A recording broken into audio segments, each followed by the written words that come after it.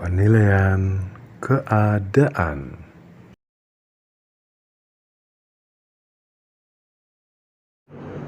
Yang pertama, kita melakukan penilaian keadaan. Nah, kita sebagai first aider harus jeli, harus mempunyai kemampuan untuk menganalisis lingkungan sekitar. Yang pertama, kita harus memperhatikan keselamatan diri kita sebagai penolong. Yang kedua, memperhatikan keselamatan penderita itu sendiri. Dan yang ketiga adalah untuk melakukan analisis terhadap lingkungan sekitar. Nah, yang pertama adalah kita harus memastikan keselamatan diri kita sebagai penolong. Antara lain, yang pertama, kondisi tubuh kita harus sehat dan bugar, harus fit. Jangan sampai kita dalam kondisi yang unfit atau sedang mengalami gangguan kesehatan tertentu atau sedang mengalami sakit. Tuh, dari sisi penolongnya, dari sisi pelaku PP atau first aider-nya. Selanjutnya, yang berikutnya adalah dari keselamatan si penderita. Kita harus menjamin keselamatan penderita. Misalkan kalau terjadi di jalan raya, nah jangan sampai penderita itu setelah terjadi kecelakaan malah terdapat kecelakaan berikutnya.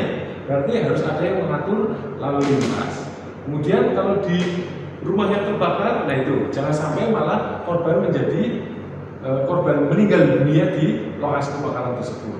Terus apabila terjadi kecelakaan yang kemudian menyebabkan truknya terguling, mobilnya terguling, atau kondisi-kondisi tertentu yang lainnya, yang kondisinya darurat, itu juga harus dipastikan keselamatannya.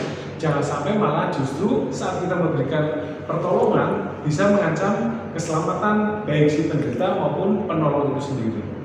Kemudian yang ketiga adalah memperhatikan keselamatan lingkungan sekitar. Ya, kita harus menganalisis apakah kalau penderita kita tolong di lokasi tersebut tidak mengancam jiwa penolong penderita, ya, itu harus dianalisis. Apakah aman atau tidak harus dianalisis. Jangan sampai kita memberikan pertolongan di suatu lokasi malah justru penolong yang tiba di lokasi tersebut nantinya bisa menjadi korban berikutnya.